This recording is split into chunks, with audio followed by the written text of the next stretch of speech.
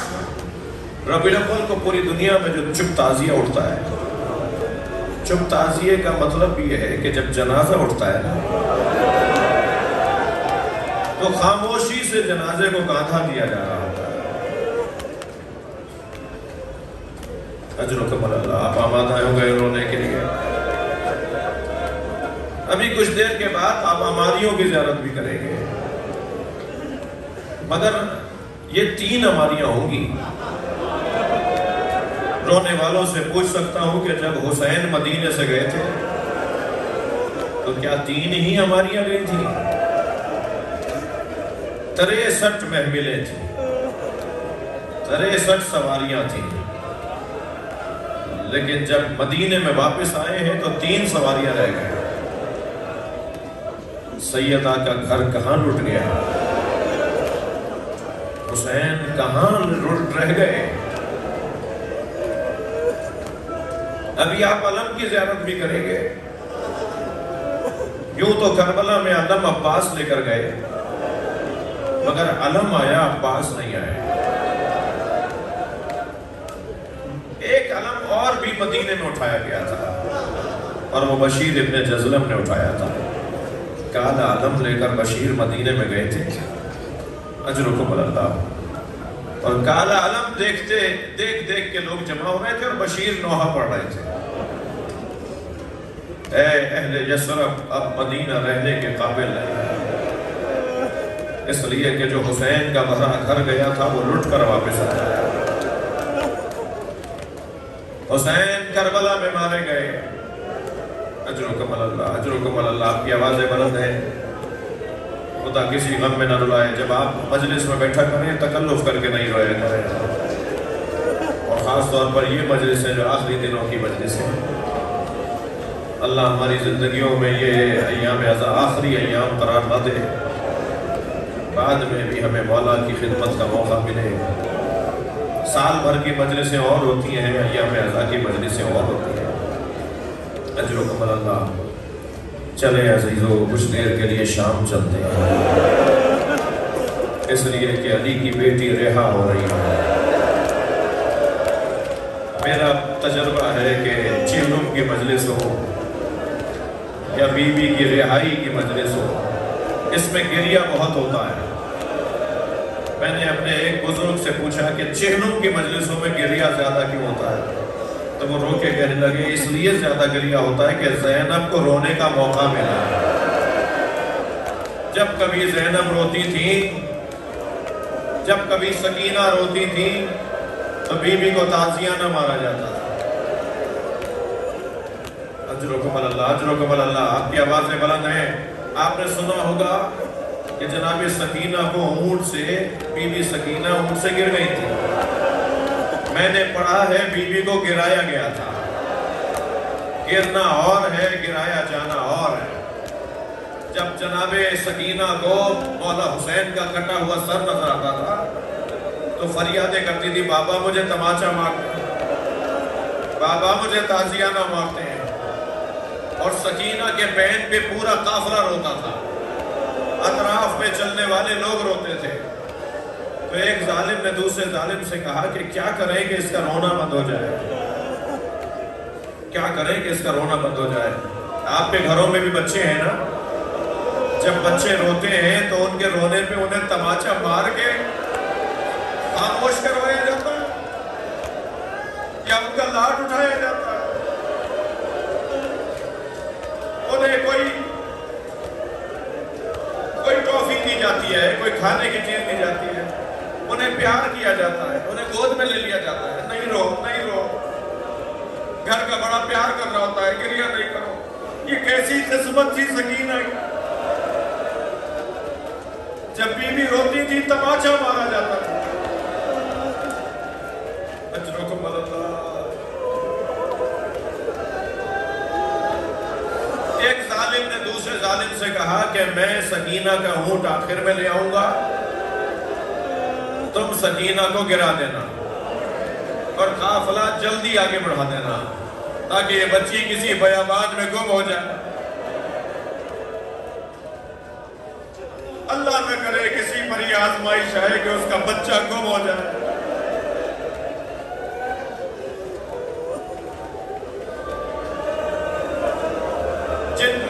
بچے گم ہو جاتے ہیں نا، ان کی حالت دیکھنے کی ہوتی ہے. مجلس میں خواتین ہیں جن کے بچے گم ہو جاتے ہیں، ان کی حالت غیر ہوتی ہے، بیان نہیں ہو سکتی. جناب سکینہ کا اونٹ آخر میں لے کر آئے. ابن رجب نامی ایک ظالم نے دامن پکڑ کر بی بی کو گرا دیا. قافلہ آگے بڑھا، بی بی پیچھے پیچھے دوڑتی بھی آ رہی ہیں. بھیا میں گر گئی، پھپھی اماں میں گر گئی، اماں نواب میں گر گئی. سر حسین جس انی پر ہے، جناب زینب نے دیکھا کہ حسین کا سر رو رہا ہے، آنکھوں سے آنسو جاری ہے امام حسین کے. آواز دے کر کہا بھائی کس چیز نے رلایا ہے؟ تو سر حسین سے آواز آئی میری سکینہ گر گئی. اجرکم اللہ، اجرکم اللہ. عزاداروں کبھی غور کیا کہ یہ 4 سالہ بچی زندان میں کیسے رحلت کر گئے؟ یہ 4 سالہ بچی زندان میں کیسے رحلت کر گئے؟ میں تو بس ایک جملہ کہوں گا، یہ کب تک برداشت کرتی؟ یہ کتنا برداشت کرتی؟ 3 جنازوں پہ غسال روئے، غسل دینے والے چیخیں مار مار کے روئے. جناب زہرا کے جنازے پہ علی روئے، تھکے نہیں، تھکے نہیں. اللہ آپ کو اجر عطا فرمائے. مولا علی کے رونے کی آواز گلی تک گئی. سلمان نے کہا مولا آپ جیسا صابر امام نہیں دیکھا.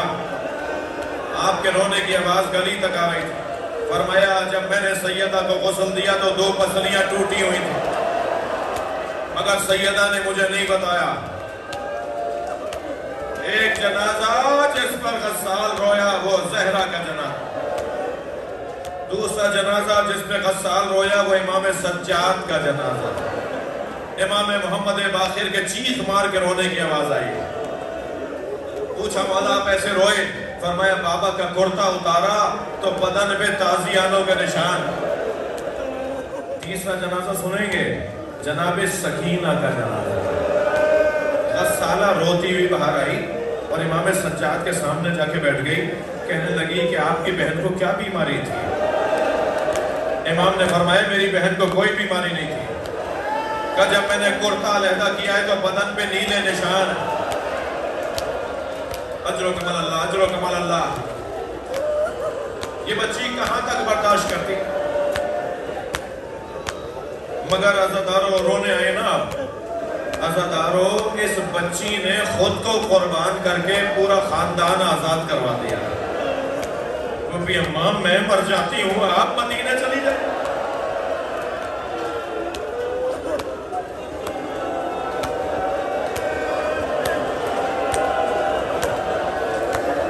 پھپھی اماں میں مر جاتی ہوں.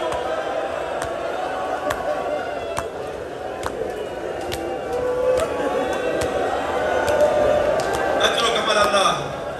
ایک سبب آزادی کا، زندان سے رہائی کا ایک سبب جناب سکینہ کی شہادت. اس کے بعد شام کا رنگ بدلنے لگا. شام کے دیہات میں انقلاب برپا ہونے لگا. شام کے اطراف کے لوگ بغاوت کے لیے تیار ہونے لگے. کہا اہل بیت کو آزاد کر دو اس سے پہلے کہ بغاوت ہو جائے. امام سجاد کو بلا کر کہا ہم آپ کو آزاد کر رہے ہیں. امام نے فرمایا میں اپنی پھوپھی سے پوچھوں گا. جناب زینب کی خدمت میں آئے. پھوپھی اماں یزید ہمیں آزاد کر رہا ہے. میری بیوی کی آنکھوں میں آنسو آ گئے. فرمایا زین العابدین میری 3 شرطیں ہیں. میری شرطیں مانی جائیں گی تو میں آزادی دوں گی. زینب کبریٰ نے لکھوا دیا تاریخ میں جو شرطیں لگاتا ہے وہ جیتتا ہے، جو شرطیں مانتا ہے وہ ہارتا ہے. فرمایا میری 3 شرطیں ہیں. میری پہلی شرط یہ ہے مجھے ایک گھر چاہیے جس میں اپنے بھائی حسین کا ماتم کروں. میری دوسری شرط یہ ہے کہ ہمارے ساتھ کوئی ایسا شخص کیا جائے جو رستوں سے آشنا ہو، ہمیں مدینہ پہنچا کر آئے.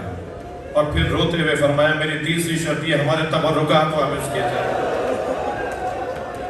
میرے مولا سجاد نے جب یزید سے کہا نا، یزید کہنے لگا میں آپ کی 2 شرطیں ماننے کو تیار ہوں مگر ایک شرط میں نہیں مان سکتا. آپ کو گھر دوں گا جہاں آپ ماتم کریں، عزاداری کریں.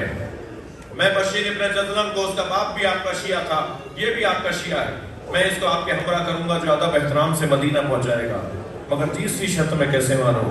کوئی تبرک لوٹ کے کہیں چلا گیا، کوئی چادر لوٹ کے کہیں رہ گیا، کوئی زیورات لوٹ کے کہیں رہ گیا، میں وہ پیسے دینے کو تیار ہوں جو ان تبرکات کی قیمت ہے۔ امام بیٹھے ہوئے تھے، کھڑے ہو گئے، امام نے فرمایا تیرے پاس وہ قیمت، وہ پیسہ کہاں ہے جو اس کرتے کی قیمت ادا کر سکے جو میری دادی زہرا نے میرے بابا حسین کے لیے سکے؟ تیرے پاس وہ پیسہ کہاں ہے جو اس چادر کی قیمت ادا کر سکے جو زینب کے سر سے اتاری گئی ہے؟ اجر و کمال اللہ۔ گھر ملا جناب زینب نے 10 دن تک شام میں عزاداری کی، 10 دن عزاداری کی، عشرہ کیا جناب زینب نے۔ بشیر ابن جزلم تیار ہے کہ قافلہ مدینے پہنچائے۔ ان 10 دنوں میں ایک دن کچھ، دوسرے دن کچھ تبرکات آنا شروع ہوئے۔ ایک دن ایک گٹھڑی لا کے رکھی گئی، جناب زینب نے گٹھڑی کھولی تو چادریں نظر آئی۔ ایک چادر کو دیکھ کر کہا بھابی ام فروا آپ کی چادر آ گئی ہے۔ ایک اور چادر نظر آئی تو فوراً آواز لگائی بھابی ام لیلا آپ کی چادر بھی آ گئی ہے۔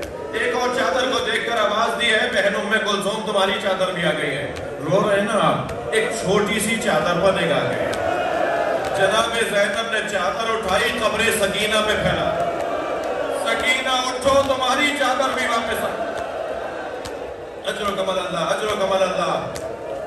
مجلس ہو گئی ہے مگر ایک منزل اور لے لیجئے۔ جناب زینب نے دیکھا کہ محملوں پر رنگین کپڑے لگے ہوئے ہیں، فرمایا زین العابدین میں ان محملوں میں نہیں بیٹھوں گی، اجعلوہا سودا حتی یعلم الناس نحن فی اداء اولاد زہرا، انہیں کالے کپڑوں میں تبدیل کرواؤ تاکہ جہاں جہاں سے سواریاں جائیں لوگ سمجھ جائیں کہ زہرا کے بچوں کے عزادار آ رہے ہیں۔ کالے کپڑے لگوائے گئے، محملیں تیار کروائی گئیں، ساری بیویاں محملوں میں بیٹھنا شروع ہوئیں۔ امام سجاد کی آواز آئی پھوپھی اماں کیا ساری بیویاں بیٹھ گئیں؟ جناب زینب کے رونے کی آواز بلند ہوئی، اے زین العابدین بھابی رباب نظر نہیں آ رہے، بھابی رباب نظر نہیں آ رہے۔ امام نے فرمایا مجھے پتا ہے میری ماں رباب کہاں ہے۔ امام آگے آگے پیچھے پیچھے جناب زینب، جیسے ہی زندان شام میں قدم رکھا کیا دیکھا جیسے کوئی ماں اپنے بچے کو گلے لگائے، ایسے جناب رباب نے قبر سکینہ کو سینے سے آواز دیتی ہے سکینہ اٹھو ہم مدینے واپس جا رہے ہیں، سکینہ اٹھو۔ جناب زینب کی آواز آئی بھابی قافلہ تیار ہے، روتے ہوئے فرمایا میرا مدینے میں کون ہے؟ میرا والی کربلا میں رہ گیا، میری بچی اکیلی رہ گئی۔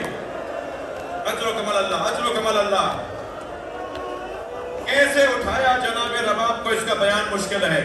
محمل میں آ کر بیٹھی بی بی، قافلہ چلنے لگا، جیسے ہی شام کی عورتوں نے آوازیں دی الوداع یا زینب، الوداع یا زینب، جناب زینب نے محمل کا پردہ ہٹا کر کہا شام کی عورتوں مجھ پر ایک احسان کرو گی، اللہ اللہ آپ کو شام لے جائے، جناب زینب کی زیارت کریں اور وہاں سے چھوٹی بی بی کی قبر میں بھی جائیں۔ جناب زینب نے کہا مجھ پر ایک احسان کرو گی؟ آواز آئی زینب حکم کریں، بی بی حکم کریں، فرمایا ہماری سکینہ کو اکیلا نہ چھوڑنا، آج بھی شام کے دیہات کی عورتیں کھلونے لا کے ڈالتی ہیں اور ایک نوحہ پڑھتی ہیں تمہاری پھوپھی سے وعدہ کیا تھا تمہیں تنہا نہیں چھوڑے، ماتم حسین